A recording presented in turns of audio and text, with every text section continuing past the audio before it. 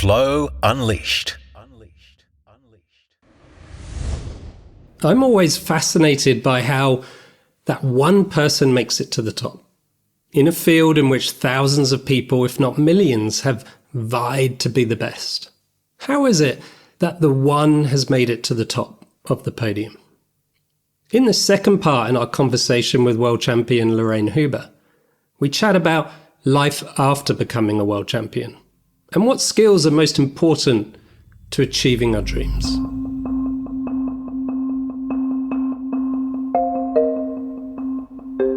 Welcome to Flow Unleashed. I'm Dr. Cameron Norsworthy, scientist and high-performance coach to multiple world champions. In this show, we unpack key insights on specific topics so that you are kept up to date with the latest science and practice of human performance.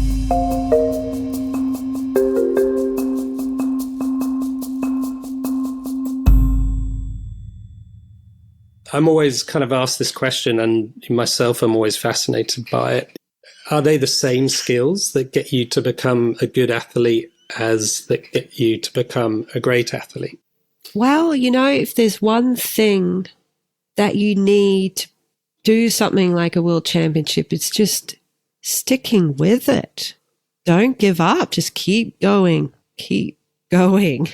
I was amazed on the tour how many people would maybe have a bad season or two and then they're like, this isn't for me. And freeriding shouldn't be a competitive sport anyway. It wrecks the soul of freeride or whatever. They would tell themselves some story. They would just stop after a season or two. And that's a hard question for me to answer because I don't think I'm that different to anyone else, but maybe that is a trait that differs me from other people, that I won't give up. It's like when it gets challenging, I get interested. It's like, ooh, this is cool. Let's really dig in here, or let's get my teeth into this. Maybe that would be it. It's hard for me to really answer that. Yeah, and I see that across different world champions. It's that leaning into that challenge, and there's a natural inclination to seeing it as complexity rather than a problem or difficulty or barrier and obstacle. Yeah, and I'm always fascinated by, is that the upbringing people have, or is that just like a natural inclination or disposition passed down from parents? And there's no one answer for this, but there's certainly, in terms of us all developing, I think your message around just keep going, if we put in those steps, if we focus on the process and put in that work, we will eventually look back and go, wow, look where I've ended up. Yeah, that's right. It is a stark truth that the history books may have been rewritten if many of the talented athletes that fell by the wayside did things differently. If some were more mentally competent, more emotionally mature, less distracted by sex, drugs, and rock and roll, believed in themselves a little more, or had parents that supported them, or got given a checkbook that afforded important opportunities that could grow and crystallize their ability, then there might be different names written on trophies and awards. Importantly, we will never know what is in store for us personally if we do not aim high and commit and embody the journey that's required to meet our dreams. Becoming a world champion is no small feat. But what next? Does all the hard work and journeying to reach our dreams end there? Or is this pursuit of our dreams a priceless experience and invaluable to the rest of our life? Do you feel that the skills you've learned to be able to compete at that pinnacle and under that pressure has been transferable to motherhood? And, I know you're also a coach and a keynote speaker, and you're still doing films and all the rest of it. Do you feel that those skills are easily transferable? You know what? Like, one of the coolest things was how well my skills, like performing in the pocket and all that stuff we were talking about, and being in the Stargate, how well it transferred to giving birth. That was cool. I did not expect that, but it was so similar. I found so many parallels because with giving birth, you have to completely surrender and trust your body and really get out of your own way. It's just like skiing. You prepare, you educate yourself. So it's like skiing, right? You visualize your line, you have all the analytical stuff. But then when you're in that start gate, you have to just let go and trust that you've done all the work and your body is the real pro, not your mind. The body knows what to do. You want to calm your mind and hopefully won't get in your way. And it's the same with birth. I just thought that was so cool. I had such a great experience. I was able to have an unmedicated birth like I wanted to. So yeah, that definitely transferred. And in terms of parenting, I'm still very much in early parenting. I feel like the challenges are really still going to come up as Freya gets more independent and where I get tested a lot more. But so far it's been more physical, right? Like learning how to deal with the sleep deprivation. But yeah, there are skills like, well, with the sleep deprivation, for example, instead of being like, oh, she's crying again, like bloody hell, I wanted to sleep, and like not accepting that or like having all that resistance, it's like, well, it's a chance for me to connect with her. It's a chance for me to bond with her. So that's a mindset thing as well. And that's something I am aware of. Like if I have a repeated mindset where I feel like, oh, that's really not getting me anywhere. Like if it goes on and on, I will notice it and I'll be like, maybe I should try and see that in a different way, or how can I reframe that? Or, maybe I'm really not doing myself any favors there. That doesn't mean I can always manage it, but like I said before, without that self-awareness, you're not going to be able to make any changes. So I think that helps me, that I can just kind of forget everything else and just be really in the moment and see what's right in front of me and feel what's right in front of me. And kids are just amazing like that. I know we've spoken about that. They're just so cool.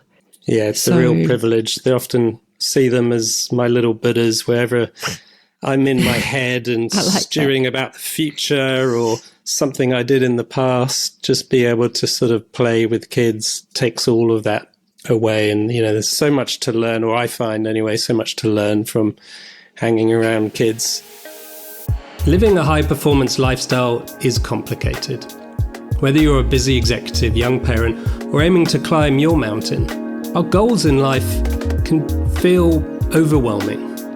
In a world in which people are expected to have 17 different jobs in their career, work hard, pay the rent, be healthy, keep up with the Joneses, and have a balanced life, it can be a challenge. The demands of modern society to be many things, do many things, and not get rattled or drop the ball along the way is daunting. As we strive to do it all, we become frazzled and ultimately dissatisfied with our life, as the impossibility of doing it all becomes increasingly clear. So how do we beat this conundrum?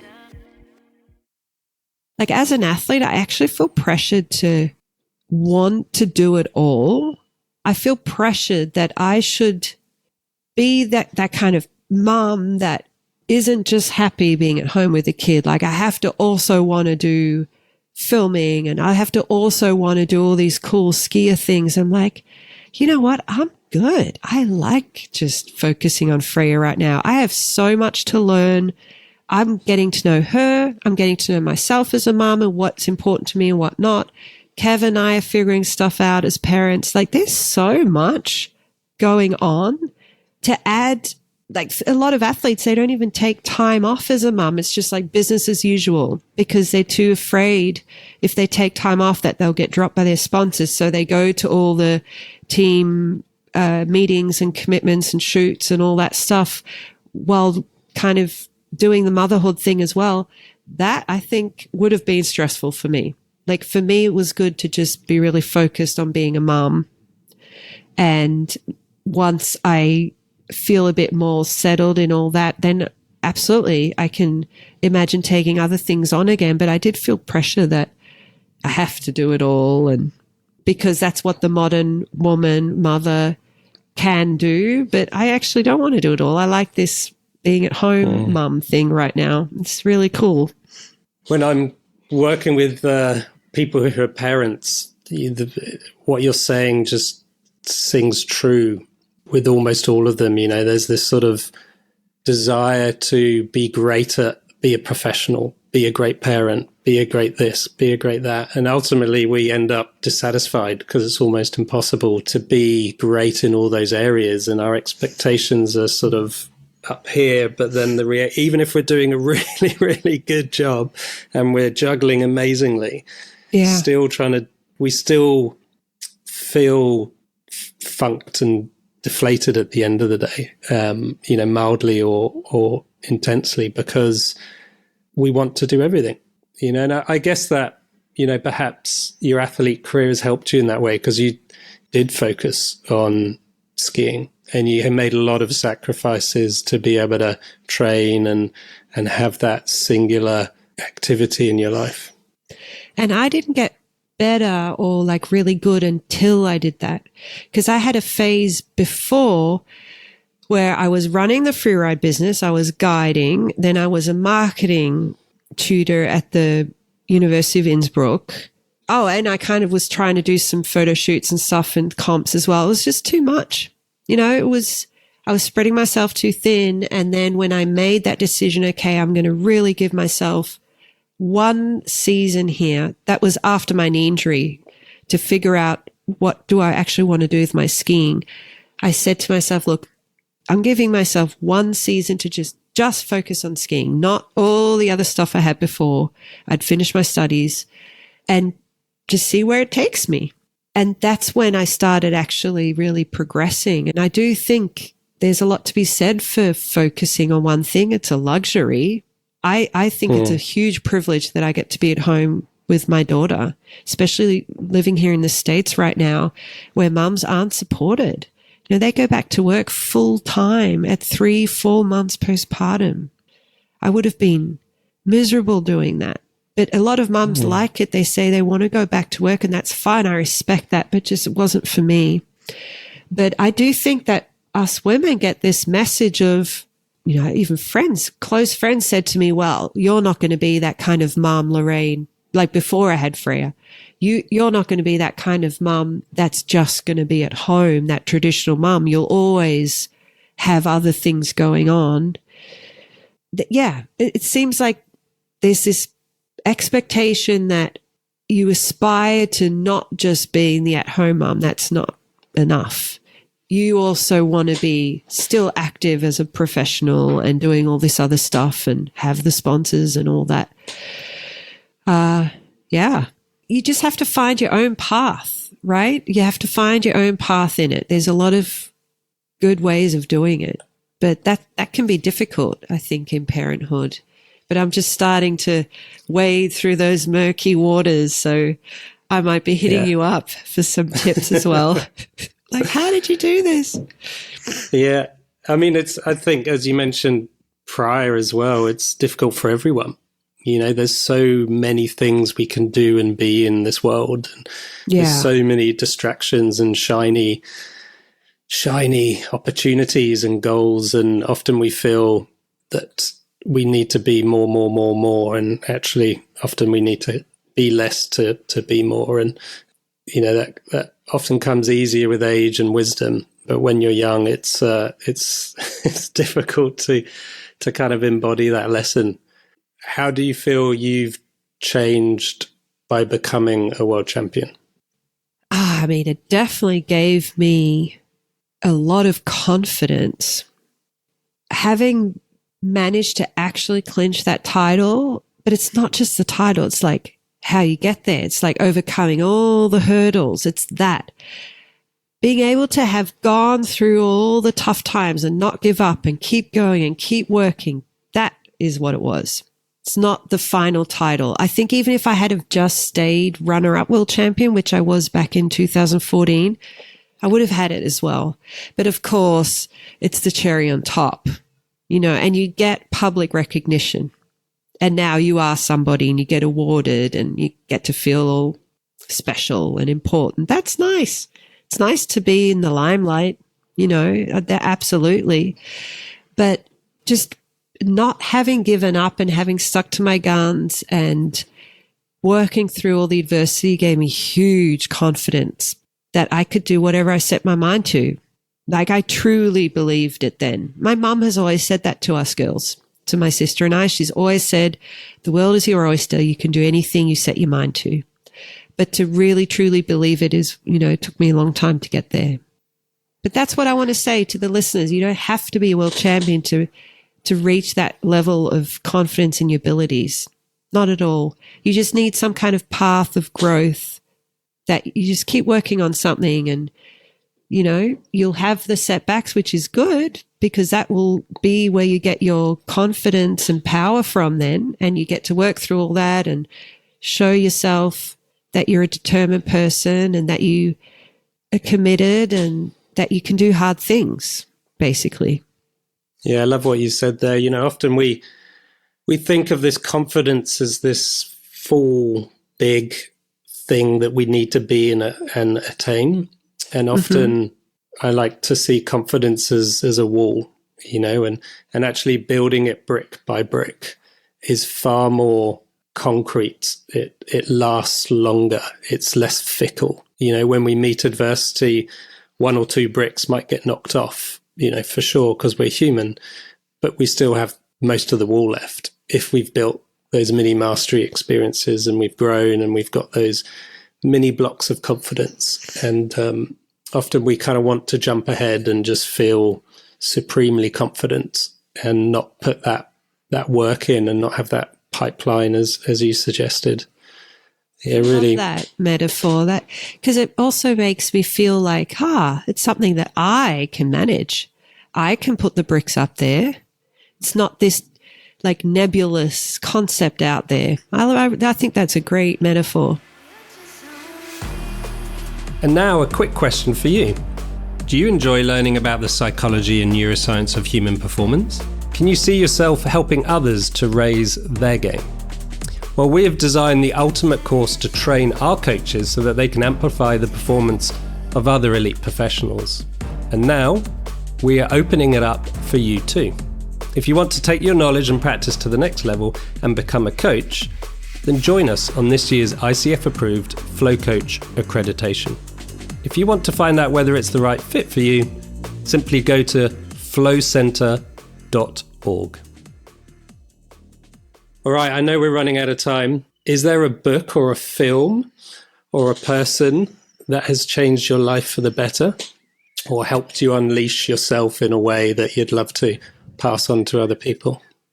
I'm going to mention 2 books. I actually mentioned one of them already, the Conversations with God series from Neil Donald Walsh. It really did change how I saw a lot of things. So I would say that was life-changing, because that's a hard feat to claim for a book that it was actually life-changing. Like, how many books have I read where it's been inspiring, it's been really cool, but then I just go on with my normal life? But I would say that series. And then also just quickly on that, I've read that series, and it was instrumental for me as well, because it allowed me to get a handle on spirituality in a non-religious manner. Mm-hmm. And I love that analogy of the consciousness dripping down as raindrops and then kind of going back up, and this circulation of people. But yeah, what did you really get from that series?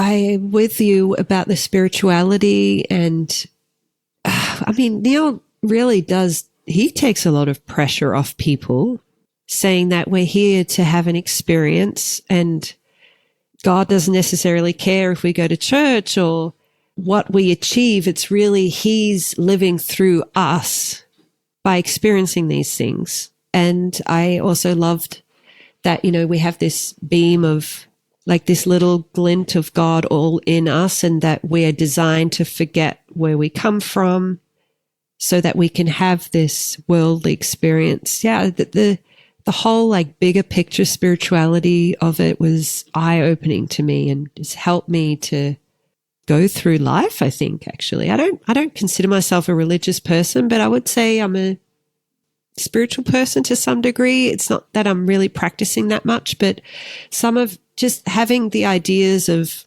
there's a lot more out there than we can understand and comprehend and measure, that's for sure.